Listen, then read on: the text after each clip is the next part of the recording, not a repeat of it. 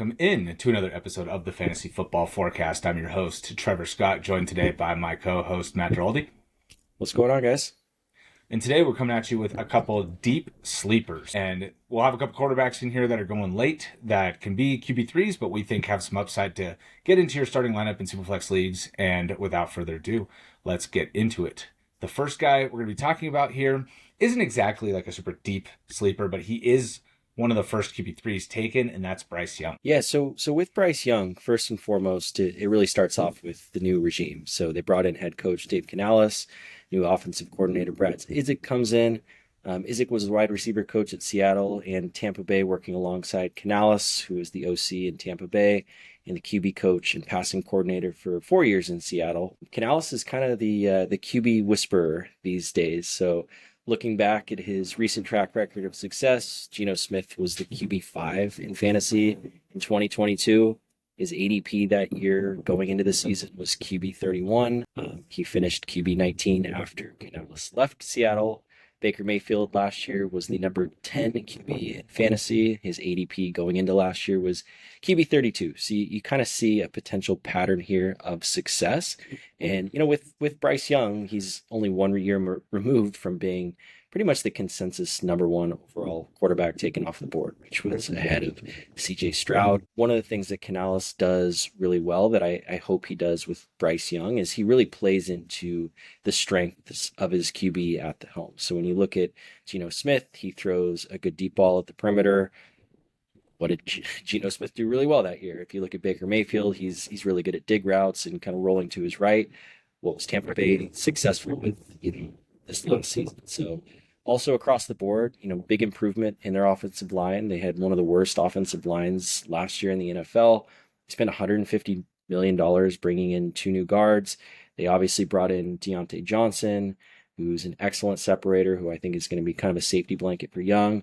Looking at the draft, they brought in Xavier Legette, who I was very high on coming into this class. I think I had him as wide receiver 6, which I know was a little bit ahead of a consensus, but apparently Carolina agreed. They brought in Jonathan Brooks, who once he eventually comes back onto the field, I think he'll be kind of the workhorse back, and can help move the offense as well. And also Jatavian Sanders, 4th round tight end out of Texas, very athletic tight end, which is kind of what you look for with those potential breakouts. So I think a mix of the new regime, the pedigree, the success that this coach has had, I think things are kind of pointing in the right direction. And when I say, kind of a sleeper, we're not expecting Bryce Young to necessarily be a starter in 1 QB leagues, but in Superflex, like he's someone that, personally I targeted as my 3rd quarterback. You can get him much later in Superflex drafts than a lot of the other QBs. So I don't know. It was kind of tongue in cheek to pick Bryce Young, but the more I kind of looked into it, the more excited I am about him this upcoming year. And after you picked him, it sounds like you've been getting a lot more excited about him. Highlighting him. Well, you got to hype yourself. You got to hype yourself up. Right? You got to hype your picks, got to hype you guys up. Yeah. And so, there's a couple things on Bryce Young too. I mean, for how bad he was last year, I do think it was, a good part of it was a product of the offense. I mean, the offense was horrible. The weapons were horrible. He had Jonathan Mingo as his number 1 for a while there, when Adam Thielen was hurt. And he did produce a very good fantasy receiver in Thielen through the first 8 weeks of the year. So I do think that there is quite a bit of potential here. There's also the narrative too. I saw a stat on Bryce Young that, for number 1 overall picks going into terrible situations. So namely the 2 quarterbacks they compared him to was Goff and to Trevor Lawrence. And those guys were awful in their first year on a points per game basis, like very, very, very bad. And then in their second year,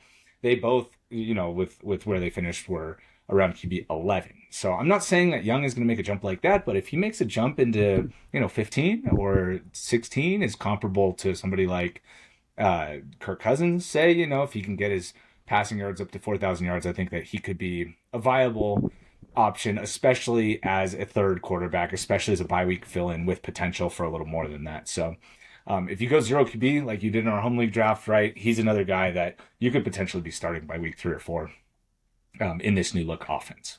So the second guy we're going to get into is going to be a running back. This guy's ADP is currently 162 in Superflex leagues, and that is Jaylen Wright, running back for the Dolphins. Yeah, so Jaylen Wright, it was interesting because Miami kind of created this pick out of thin air. They traded next year's third round pick to go up and get him. I believe it was the Philadelphia Eagles, and it really just kind of fits in with exactly what Miami likes and what they want to do. They want to run the ball. They like guys who are extremely fast. Jaylen Wright ran like a 4.38 at 210 pounds. So not the biggest back in the world, but his size speed combination is very elite. And we saw what he did at Tennessee. When he has a hole to just hit a home run is probably the best of any running back in this entire class. And what does Miami do very well? The way they kind of spread things around, the way they kind of zone scheme things up. There's going to be a lot of holes for him. So I think with him, being that it is a potential three-headed monster, this is more of a pick where, you're looking at as a potential handcuff. So I chose Jaylen Wright late in our draft because I had taken Devon Achane a lot higher, but Devon Achane at his size, he isn't necessarily guaranteed to stay healthy all year. We know Raheem Mostert's 32 years old. He was healthy last year, but he obviously has not been a beacon of health throughout his entire career. I just think with Wright's ability, like I said, to have these explosive runs, if he does take over as the 2 or even the 1, he's the type of guy that we hear every year is kind of that league winner down the stretch. This is going to be a common theme throughout this video, right? And he's the first one we're going to highlight at running back. And if there's an injury to Achane or Mostert that's going to be any sort of extended period of time, there's going to be 40% fab bids on Jaylen Wright. So this is definitely a guy that you get ahead of that. If there is an injury, you got somebody you can start right away, right? And down at 162, there just isn't a lot of athletic scores that are through the roof, rookies with good opportunities on good teams. So it comes down to that, and it's 2 different running backs that could get hurt that would elevate his role to be a starter. And I think, the reason he was a 4th round pick was kind of a product of, obviously we're seeing running backs go later in drafts, but I think with this year's class specifically, there wasn't really that clear 2 through 6. So a lot of these guys, I think, just sort of got pushed down the board, and I think Wright was no exception. And I'm not even sure that Miami was, planning to take him, but when they saw him there in the 4th, they were probably like, dude, this guy fits exactly what we want to do. Yeah, and it's not very often you trade up in the 4th round, right, to go get a guy. But they traded up because they decided, look, we don't have to pay much more to trade up here, and we're going to go get him. So I think he fits the system really well. And again, it's one of 2 players getting hurt, and you have a starter. He's going to get a huge fab bid. All right, so the third guy we're going to talk about here, going at 179 in ADP in Superflex leagues, is Sam Darnold. And so for me, this is one of my guys that I wanted to talk about. I really think that in this Vikings offense, he's got the potential to really break out in a way that we've never seen before. He, as funny as this is going to sound, he has had a little bit of success in his career, right? I mean, he went 7-6 in 2019 with Jamison Crowder as his number 1 receiver on the Jets. And then he started 3-0 with the Panthers before CMC got hurt 3 years ago. And then he went 4-2 after Baker went 1-5 with the Panthers the following year.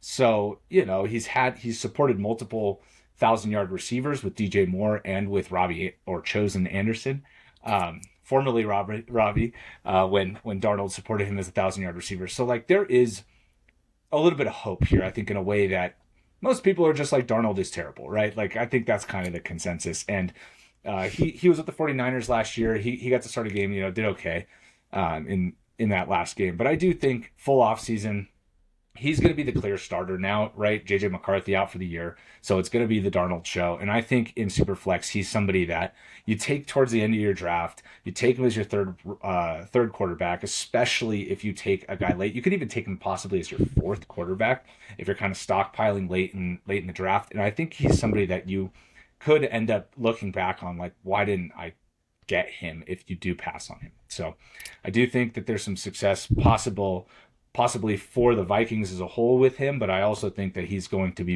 a better performer with the weapons he does have around him.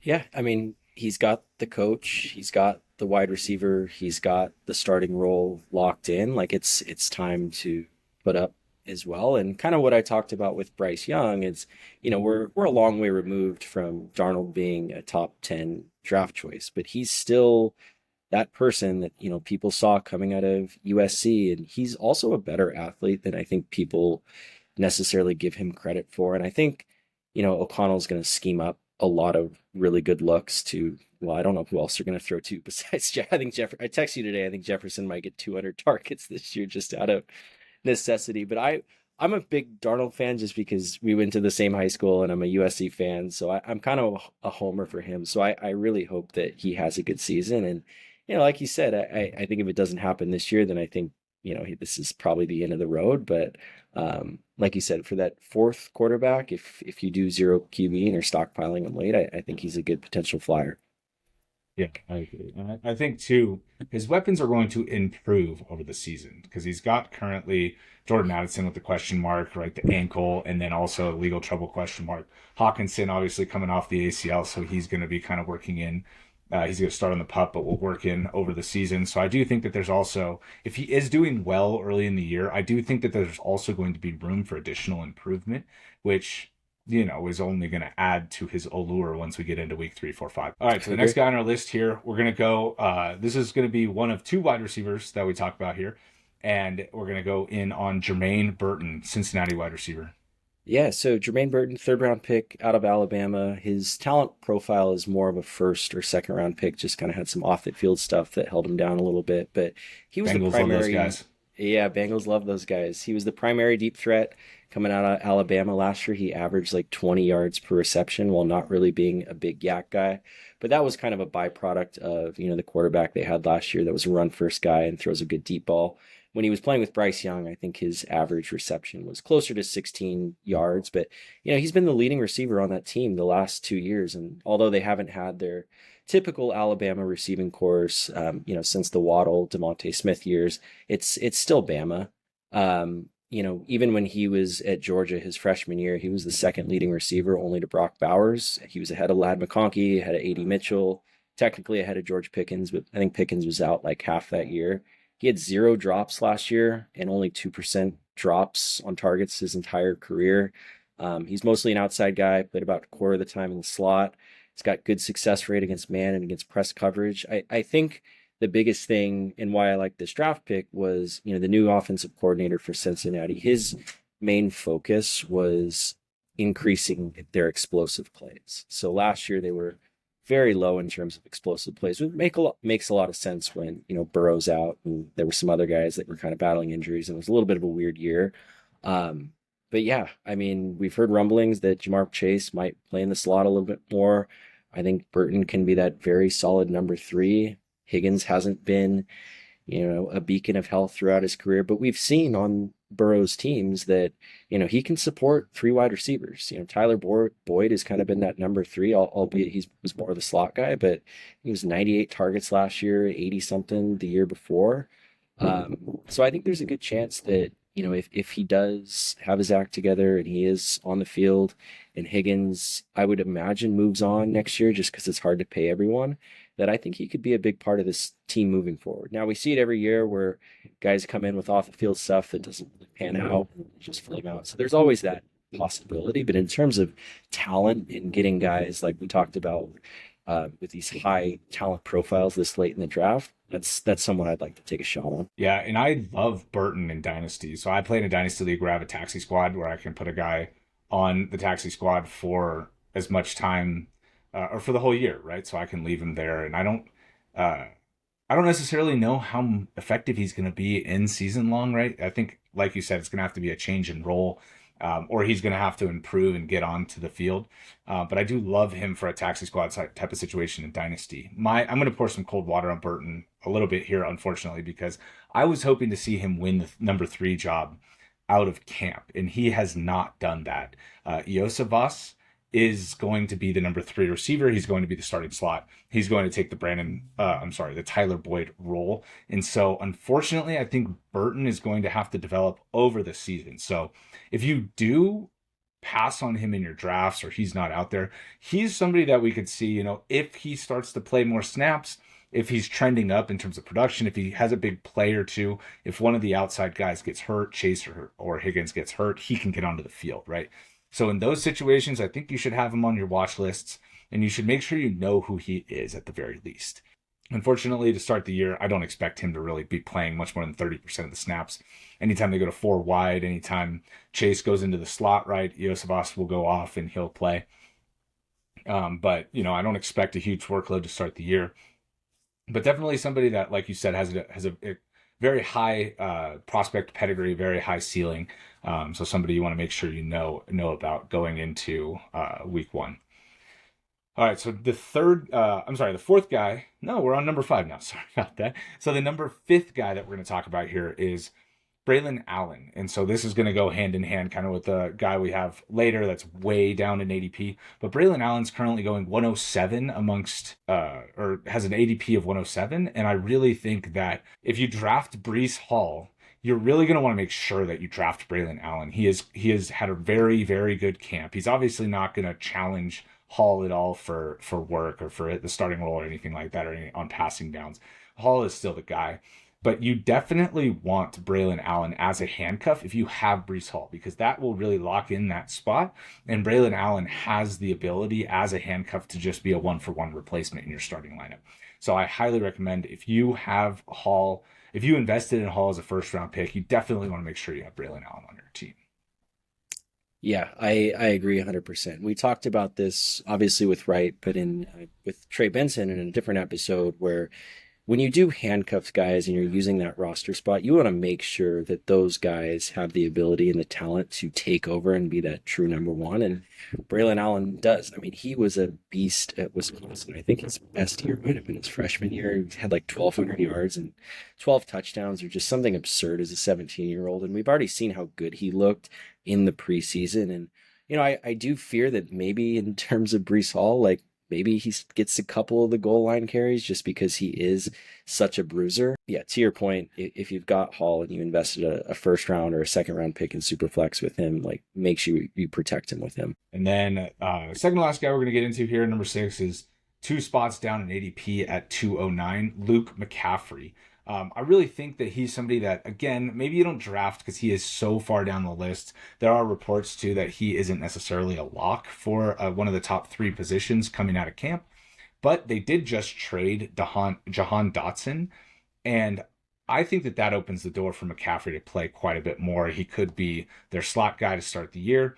And if he's getting on the field a lot more, I think, as he gets more and more comfortable in the offense, more and more comfortable with the game speed, in the pros, I think we could see a second half breakout here if Jaden Daniels is the one, is throwing the ball as good as some people expect that he can. Then Luke McCaffrey could possibly by the end of the year be stepping into that number 2 role. And I think it's definitely somebody to keep an eye on, and somebody, again, that I have in Dynasty that I have really high hopes for. Yeah, it's interesting with him because, he's only played wide receiver for 2 years, and it was 2 years at Rice after transferring out of, I think it was Nebraska, he was a quarterback at for a while. So I think that the learning curve is going to be very steep going from 2 years at Rice to the NFL. But I think, what Washington did, and kind of the point that you're making, is you're kind of taking a bet on his athleticism, his smarts, his pedigree, to kind of learn and progress, because like you said, with Dotson gone, there is a potential opening for down the road. So he hasn't really been someone that I'm targeting in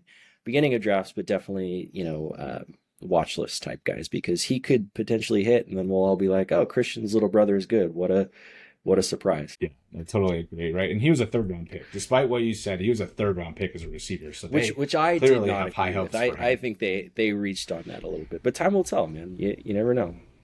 Yeah, I mean, you can definitely feel like it was a reach, but they believe in him, right? And there's going to be a learning curve, and it's understandable, I guess, is what I'm saying. Is like he's a prospect that is going to take a little bit of additional time to develop, and that's why if you hear this news out of camp early, that he's still fighting, still trying to figure things out. That was the expectation, right? This is something where the athlete is going to grow into the role that they just opened for him. And if that does happen, he's going to become a thing as soon as this year, even as a rookie. So, all right. And then the last guy I want to talk about here, very, very similar to Braelon Allen, but this is new news, I think, as of, a couple days ago. And he's currently going as an ADP at 323. So he is very, very deep. But I think this is another guy now that is a must draft if you take Christian McCaffrey, because Jordan Mason is the guy I'm talking about here. And Elijah Mitchell just got put on season-ending injured reserve, so he is not going to be playing this year. Jordan Mason was already pushing him for the number 2 job. It was already looking like he was going to take that number 2 spot from Elijah Mitchell, but this news confirms it, and he's going to be on the roster as the number 2 behind McCaffrey, who's coming into the year with a calf issue already, right? So if anything were to happen to Christian McCaffrey, I think Jordan Mason, obviously not a one-for-one plug-in, just like none of these guys are going to be a one-for-one plug-in or they'd be on a different team.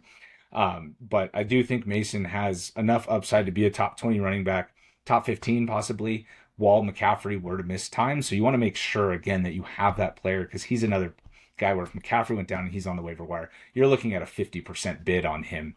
And if you've already used some of that capital, you're in week 5 or 6, somebody else is going to be getting him from you if you don't have that kind of fab capital. So definitely make sure if you have Christian McCaffrey that you find a way to get Jordan Mason on your team. I would even, if somebody else has him in your league or somebody else picks him up, I would also make a point to try and trade for him. Maybe you have to overpay a little bit, or maybe that manager's being a little pesky with it, but I would think that it's enough of a priority to make that trade happen. Yeah, well said. Nothing to add on that one. All right, and with that, we gave you 7 deep sleepers here, a couple superflex guys, and 3 running backs, 2 receivers. So hopefully this helps you build out your watch list before week 1, and we look forward to seeing you in the next one.